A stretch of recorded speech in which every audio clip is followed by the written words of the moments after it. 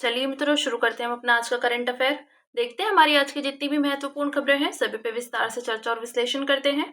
हमारी पहली न्यूज है, फोन टैपिंग पर मद्रास और दिल्ली हाई कोर्ट से निर्णय सुनाया। तो दोनों न्यायालयों ने फोन टैपिंग से संबंधित अपना अपना निर्णय दिया है। मद्रास और दिल्ली हाई कोर्ट दोनों के समक्ष प्रस्तुत मामलों में अपराध के लिए उकसावे को रोकना शामिल था। यह फोन टैपिंग को अनुमति प्रदान करने के लिए कानूनी तौर पर एक वैध आधार है। दिल्ली हाई कोर्ट ने फोन टैपिंग के आदेश को सही ठहराया, जबकि मद्रास हाई कोर्ट ने उसे रद्द कर दिया। मद्रास हाई कोर्ट ने माना कि टेलीफोन टैपिंग तब तक निजता के अधिकार यानी संविधान के अनुच्छेद 21 के तहत मौलिक अधिकार का उल्लंघन है जब तक कि कानून द्वारा स्थापित प्रक्रिया के माध्यम से इसे उचित न ठहराया जाए। भारत में फोन टैपिंग पर कानून। तो भारतीय डाकघर अधिनियम 1898 ये डाक के माध्यम से संचार को अवरोधित करने की अनुमति देता है। भारतीय टेलीग्राफ अधिनियम 1885 तो वॉइस कॉल को टैप करने के लिए इसका उपयोग किया जाता है। धारा 5(2) के तहत किसी भी लोक आपातकाल की घटना पर या लोक सुरक्षा के हित में राज्य और केंद्र दोनों सरकारों द्वारा फोन टैपिंग को अधिकृत किया जा सकता है। सूचना प्रौद्योगिकी अधिनियम 2000 तो यह व्हाट्सएप संदेशों, ईमेल आदि के अवरोधन यानी इंटरसेप्शन को शासित करता है। People's union for civil liberties बनाम भारत संघ 1997 मामले में सुप्रीम कोर्ट का निर्णय। तो टेलीग्राफ अधिनियम की धारा 5(2) की संवैधानिक वैधता को बरकरार रखा। इसके लागू होने के लिए प्रक्रियात्मक सुरक्षा उपाय निर्धारित किए। फोन टैपिंग के आदेश केवल राज्य और केंद्र सरकारों के गृह सचिव ही जारी कर सकते हैं। यदि इस आदेश का नवीनीकरण नहीं किया जाता है तो यह 2 महीने की अवधि समाप्त होने पर प्रभावी नहीं रहेगा आदि। फिर नेक्स्ट है, केयर एस की एक हालिया रिपोर्ट के अनुसार भारत के पास विश्व का 8% दुर्लभ भूतत्व भंडार मौजूद है। तो रिपोर्ट में बताया गया कि भारत के पास विश्व में तीसरा सबसे बड़ा REE भंडार है, लेकिन इसका वैश्विक REE खनन में योगदान 1% से भी कम है। वहीं दूसरी ओर चीन के पास विश्व का कुल 49% REE भंडार है और REE खनन में उसकी 69% हिस्सेदारी है। यही नहीं, REE रिफाइनिंग में उसका 90% योगदान है। भारत में REE प्राप्ति क्षेत्र। तो भारत के REE भंडार मुख्य रूप से मोनाजाइट रेत में पाए जाते हैं, जिनमें थोरियम भी मौजूद होता है। इंडियन मिनरल्स ईयरबुक 2023 के अनुसार तमिलनाडु, केरल, आंध्र प्रदेश, ओडिशा जैसे तटीय राज्यों में REE के सबसे अधिक भंडार मौजूद हैं। भारत REE खनन और रिफाइनिंग में पिछड़ क्यों रहा है? तो खनन की जटिल प्रक्रिया REE आमतौर पर रेडियो एक्टिविटी से जुड़े होते हैं, जिससे इनका खनन लंबी, जटिल और महंगी प्रक्रिया बन जाती है। अधूरी औद्योगिक मूल्य श्रृंखला। तो भारत के पास REE का खनन करने, उन्हें अन्य तत्वों से अलग करने और ऑक्साइड के रूप में रिफाइन करने की सुविधाएं मौजूद हैं। साथ ही वह धातुओं की प्राप्ति भी कर सकता है। हालांकि भारत के पास मिश्र धातु और मैग्नेट जैसे मध्यवर्ती उत्पादों के निर्माण की सुविधा नहीं है। अन्य कारण देखते हैं तो भारत के पास मुख्यतः हल्के दुर्लभ भूतत्व हैं, जबकि भारी दुर्लभ भूतत्व खनन योग्य मात्रा में उपलब्ध नहीं है। तटीय विनियमन क्षेत्र मानदंडों के कारण भी इनके खनन पर प्रतिबंध है। मिनी रत्न company Indian rare earth limited एकमात्र भारतीय संस्था है जो मोनाजाइट से दुर्लभ भूयौगिकों का प्रसंस्करण करती है। देख सकते हैं। अन्य है 10%। विश्व में REE के भंडार 2024 में रूस में 4%, ऑस्ट्रेलिया 6%, भारत 8%, ब्राजील 23%, चीन 49%। फिर अगली न्यूज है हमारी, खतरनाक और अन्य अपशिष्ट संशोधन नियम 2025 अधिसूचित किए गए। इन्हें पर्यावरण, वन और जलवायु परिवर्तन मंत्रालय ने अधिसूचित किया है। ये 1 अप्रैल 2026 से लागू होंगे। ये अलोह धातुओं जैसे एल्यूमिनियम, तांबा एवं जस्ता और इनकी मिश्र धातु सहित के स्क्रैप के लिए एक व्यापक विस्तारित उत्पादक उत्तरदायित्व फ्रेमवर्क प्रस्तुत करता है। अलोह धातुओं के स्क्रैप के लिए EPR के विषय में देखते हैं।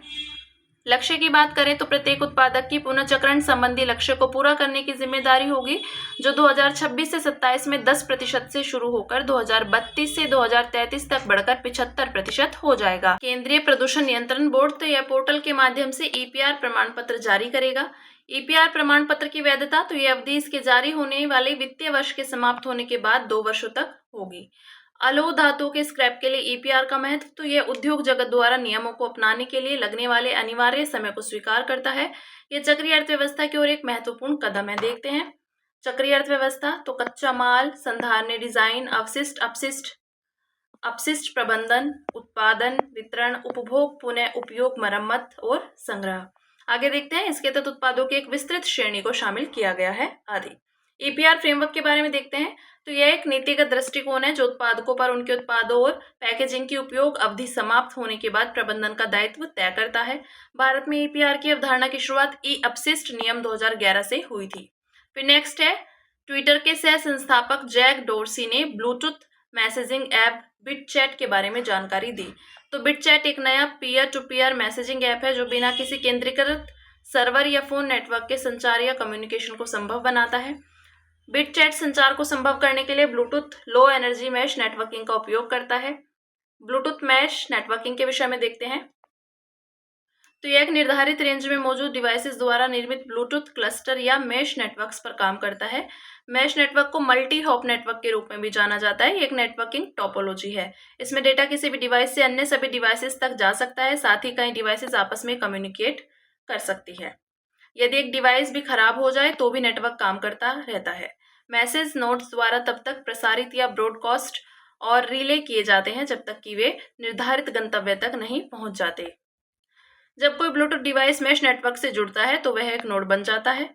ब्लूटूथ मैश नेटवर्किंग के संभावित लाभ। तो केंद्रीय डेटाबेस की आवश्यकता नहीं। मैसेज पूरी तरह से उपयोगकर्ताओं के डिवाइसेस पर संग्रहित होते हैं और थोड़े समय के बाद डिलीट हो जाते हैं। ये डिजाइन उपयोगकर्ताओं के निजता को प्राथमिकता देने के लिए बनाया गया है। इसके अलावा message end to end encrypted होते हैं और नेटवर्क से बाहर नहीं जाते। पंजीकरण की आवश्यकता नहीं। तो उपयोगकर्ताओं को अपने ईमेल या फोन नंबर के जरिए अकाउंट बनाने की आवश्यकता नहीं है, जिससे संचार या कम्युनिकेशन गोपनीय बना रहता है। अन्य बिजली की कम खपत आदि। मुख्य सीमाएं इसमें उच्च विलंबता, जटिल नेटवर्क प्रबंधन, डेटा ट्रांसफर की निम्न दर आदि शामिल है। फिर नेक्स्ट है, भारत और ब्राजील ने 6 महत्वपूर्ण समझौतों पर हस्ताक्षर किए। तो ये समझौते भारत के प्रधानमंत्री द्वारा ब्राजील की राजकीय यात्रा के दौरान किए गए। भारतीय प्रधानमंत्री को ब्राजील का सर्वोच्च नागरिक सम्मान grand collar of the national order of the southern cross भी प्रदान किया गया। संपन्न किए गए मुख्य समझौते। तो अंतर्राष्ट्रीय आतंकवाद और सीमा पार संगठित अपराध से मिलकर लड़ने के लिए सहयोग पर समझौता। डिजिटल परिवर्तन को बढ़ावा देने के लिए बड़े पैमाने पर डिजिटल तकनीकों के आदान प्रदान पर समझौता ज्ञापन। नवीकरणीय ऊर्जा और कृषि अनुसंधान में सहयोग के लिए ब्राजील के एम्ब्रापा और भारतीय कृषि अनुसंधान परिषद के बीच समझौता ज्ञापन। गोपनीय जानकारी के आदान प्रदान और उनकी सुरक्षा को लेकर समझौता। बौद्धिक संपदा पर समझौता ज्ञापन पर हस्ताक्षर किए गए तथा व्यापार, वाणिज्य और निवेश पर नजर रखने के लिए मंत्री स्तरीय तंत्र की स्थापना की भी घोषणा की गई आदि। अगले दशक के लिए प्राथमिकता वाले क्षेत्र रक्षा व सुरक्षा, खाद्य एवं पोषण सुरक्षा, ऊर्जा परिवर्तन और जलवायु परिवर्तन आदि। भारत ब्राजील संबंधों के विषय में देखते हैं। तो वैश्विक सहयोग 2006 से दोनों देशों के बीच रणनीतिक साझेदारी है। ये दोनों देश BRICS, basic, G20, G4, IBSA जैसे समूह और UN, WTO, यूनेस्को, WIPO जैसे बड़े अंतर्राष्ट्रीय मंचों पर मिलकर काम करते हैं। व्यापार। तो वर्ष 2024-25 में दोनों देशों के बीच द्विपक्षीय व्यापार 12.20 अरब अमेरिकी डॉलर तक पहुंच गया था, जिसमें भारत व्यापार अधिशेष की स्थिति में है। रक्षा सहयोग 2006 में रक्षा सहयोग समझौते पर हस्ताक्षर किए गए थे। इसके तहत एक संस्थागत तंत्र के रूप में एक संयुक्त रक्षा समिति बनाई गई थी जो नियमित सहयोग सुनिश्चित करती है। नवीकरणीय ऊर्जा। तो ब्राजील ग्लोबल बायोफ्यूल अलायंस का सह संस्थापक सदस्य है।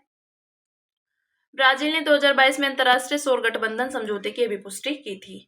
अब बात करेंगे अन्य सुर्खियों की, जिसमें पहली न्यूज है भारतीय दूरसंचार सेवा वार्षिक प्रदर्शन संकेतक। तो भारतीय दूरसंचार विनियामक प्राधिकरण ने वर्ष 2024-25 के लिए भारतीय दूरसंचार सेवा वार्षिक प्रदर्शन संकेतक जारी किए हैं। देखते हैं इसके विषय में। Internet subscribers. तो 2024 के 1199.28 मिलियन से बढ़कर 2025 में 1200.80 मिलियन हो गए। टेलीघनत्व तो 2024 के 85.69% से घटकर 2025 में 85.04% हो गया। शहरी और ग्रामीण टेलीघनत्व क्रमशः 131.45% और 59.06% है। फिर नेक्स्ट है प्रसारण अवसंरचना और नेटवर्क विकास योजना। तो BIND योजना के सहयोग से उज्जैन में एक नया आकाशवाणी केंद्र स्थापित किया जाएगा। यह योजना 2023 में शुरू की गई थी। यह केंद्रीय क्षेत्रक योजना है। सूचना एवं प्रसारण मंत्रालय है इसका। उद्देश्य योजना के तहत सब प्रसार भारती जैसे ऑल इंडिया रेडियो और दूरदर्शन को उनके प्रसारण संबंधी अवसंरचनाओं को विस्तार देने और उन्हें आधुनिक बनाने, नया कंटेंट तैयार करने इत्यादि के लिए वित्तीय सहायता प्रदान करती है। प्रसार भारती देश का सार्वजनिक प्रसारक यानी पब्लिक ब्रॉडकास्टर है। नेक्स्ट, वहन क्षमता। तो उत्तराखंड सरकार ने पारिस्थितिकी असंतुलन की जांच के लिए शहरों की वहन क्षमता का आकलन शुरू किया। किसी पारिस्थितिकी तंत्र की वहन क्षमता उस जनसंख्या या समुदाय का आकार है जिसे पारिस्थितिकी तंत्र में उपलब्ध संसाधनों और सेवाओं के आधार पर अनिश्चित काल तक समर्थन दिया जा सकता है। यह आमतौर पर 3 कारकों द्वारा निर्धारित होता है: पारिस्थितिकी तंत्र में उपलब्ध संसाधनों की मात्रा, जनसंख्या या समुदाय का आकार और समुदाय के भीतर प्रत्येक व्यक्ति द्वारा उपभोग की जा रही संसाधनों की मात्रा। नेक्स्ट है कार्बन बॉर्डर एडजस्टमेंट मैकेनिज्म। तो ब्रिक्स देशों ने यूरोप के CBAM को एक तरफा और अन्यायपूर्ण व्यापार अवरोध बताते हुए उनकी निंदा की और इस मैकेनिज्म को अस्वीकार कर दिया। इसके विषय में देखते हैं। कार्बन उत्सर्जन को कम करने के उद्देश्य से लगाया गया कार्बन सीमा कर यानी बॉर्डर टैक्स है। इसका उद्देश्य उन उत्पादों पर शुल्क लगाना है जो यूरोपीय संघ में आते हैं और जिनके उत्पादन में अधिक कार्बन उत्सर्जन होता है। साथ ही इसका उद्देश्य गैर यूरोपीय संघ के देशों में स्वच्छ औद्योगिक उत्पादन गतिविधियों को प्रोत्साहित भी करना है। लागू होने की तिथि, यह मैकेनिज्म 2026 से पूरी तरह से लागू होगा, लेकिन इससे पहले इसे 2023 से 2025 तक ट्रांजिशन के तहत चरणबद्ध रूप से धीरे धीरे लागू किया जाएगा। नेक्स्ट है खराई ऊंट। तो हाल ही में गुजरात में समुद्री ज्वार में फंसे खराई ऊँटों को बचाया गया। इसके विषय में देखते हैं। ये ऊँटों की एक अनोखी और पालतू नस्ल है। समुद्र में तैरने एवं मैंग्रोव क्षेत्र में चराई करने की क्षमता के लिए जानी जाती है। यह गुजरात मुख्यतः कच्छ की देशज नस्ल है। इसका नाम स्थानीय शब्द खरा से लिया गया है, जिसका अर्थ लवणीय होता है। यह विशेषता इस ऊँट की रेगिस्तान और तटीय दोनों पारिस्थितिकी तंत्रों के प्रति अनुकूलन क्षमता को दर्शाती है। इसे रबारी और फकीरानी जाट जनजातियों द्वारा 400 वर्षों से अधिक समय से संरक्षित किया जाता रहा है। इसका दूध पोषक तत्वों से भरपूर होता है और इसमें चिकित्सीय गुण भी पाए जाते हैं। नेक्स्ट है जैपोनिक चावल। तो national institute of plant genome research के वैज्ञानिकों ने CRISPR CS9 जीन एडिटिंग तकनीक का उपयोग करके जैपोनिका चावल की किस्मों में फॉस्फेट की अवशोषण और परिवहन क्षमता को बढ़ाया। पौधों की वृद्धि में फास्फोरस की भूमिका। तो यह पौधों की वृद्धि के लिए आवश्यक खनिज है। पौधों में इस खनिज की कमी से उत्पादकता में भारी गिरावट आ सकती है। यह खनिज सूर्य की ऊर्जा को पौधों के लिए उपयोगी यौगिकों में परिवर्तित करने में विशेष भूमिका निभाता है। यह खनिज पौधों की जड़ के विकास को प्रेरित करने, दलहनी फसलों में नाइट्रोजन स्थितीकरण की क्षमता बढ़ाने तथा फूल लगने और बीज उत्पादन में सुधार जैसे कार्यों के लिए अत्यंत आवश्यक है। फिर नेक्स्ट है समग्र विकास के लिए ज्ञान का प्रदर्शन, आकलन, समीक्षा और विश्लेषण राष्ट्रीय सर्वेक्षण। तो हाल ही में PARAKHRS के नतीजे जारी किए गए। PARAKHRS को पहले राष्ट्रीय उपलब्धि सर्वेक्षण यानी नेशनल अचीवमेंट सर्वे NAS के नाम से जाना जाता था। इसमें विद्यार्थियों के प्रदर्शन का मूल्यांकन निम्नलिखित विषयों में किया गया। भाषा और गणित कक्षा 3, 6 और 9 के लिए, हमारे आसपास की दुनिया कक्षा 3 और 6 के लिए, विज्ञान और सामाजिक विज्ञान कक्षा 9 के लिए। परख के विषय में देखते हैं। यह राष्ट्रीय मूल्यांकन केंद्र है। इसे 2023 में NCERT में एक स्वतंत्र इकाई के रूप में स्थापित किया गया था। उद्देश्य विद्यार्थियों के मूल्यांकन से संबंधित मानदंड, मानक, दिशा निर्देश निर्धारित करना और संबंधित गतिविधियों को लागू करना। साथ ही राष्ट्रीय शिक्षा नीति 2020 द्वारा सौंपे गए अन्य कार्यों को भी संपन्न करता है। फिर नेक्स्ट है राष्ट्रीय अनुसूचित जाति आयोग। तो राष्ट्रीय अनुसूचित जाति आयोग ने वर्ष 2023-24 की अपनी वार्षिक रिपोर्ट भारत की राष्ट्रपति को सौंप दी। देखते हैं इसके विषय में। यह आयोग 89वें संविधान संशोधन अधिनियम 2003 के प्रावधानों के अनुसार स्थापित किया गया है। संशोधन के माध्यम से पूर्ववर्ती राष्ट्रीय अनुसूचित जाति और अनुसूचित जनजाति आयोग को विभाजित कर निम्नलिखित 2 अलग अलग आयोग बनाए गए। पहला राष्ट्रीय अनुसूचित जाति आयोग संविधान के अनुच्छेद 338 के तहत, राष्ट्रीय अनुसूचित जनजाति आयोग संविधान के अनुच्छेद 338A के तहत। NCSC के मुख्य कार्य देखते हैं। तो अनुसूचित जातियों को प्रदान किए गए संरक्षणों से संबंधित सभी उपायों के क्रियान्वयन की जांच और निगरानी करना, अनुसूचित जातियों के अधिकारों और सुरक्षा उपायों के उल्लंघन से संबंधित शिकायतों की जांच करना। संरचना अध्यक्ष, एक उपाध्यक्ष और 3 अन्य सदस्य। इसकी नियुक्ति राष्ट्रपति द्वारा की जाती है। शक्तियां, कुछ मामलों में से सिविल कोड की शक्तियां प्राप्त हैं। अंत में बात करेंगे सुर्खियों में रहे स्थल की, जो है नामीबिया, राजधानी विंडहोक। तो भारत के प्रधानमंत्री ने नामीबिया की यात्रा की। भौगोलिक अवस्थिति देखते हैं। तो अफ्रीका के दक्षिण पश्चिमी तट पर है। उत्तर में अंगोला, उत्तर पूर्व में जाम्बिया, पूर्व में बोत्सवाना है, दक्षिण पूर्व में दक्षिण अफ्रीका। समुद्री सीमा पश्चिम में अटलांटिक महासागर से। भौगोलिक विशेषताएं। तो मरुस्थल तटीय नामीब मरुस्थल विश्व का प्राचीनतम मरुस्थल और कालाहारी मरुस्थल। प्राप्त खनिज हीरे, यूरेनियम, सोना, जस्ता और तांबा। मकर रेखा नामीबिया के मध्य से गुजरती है। ठीक है, ये बात की हमने नामीबिया की। तो हमारी आज की जितनी भी महत्वपूर्ण खबरें थी, हमने सभी पे विस्तार से चर्चा और विश्लेषण किया। अब इसी के साथ मिलते हैं कल अपनी नई खबरों के साथ।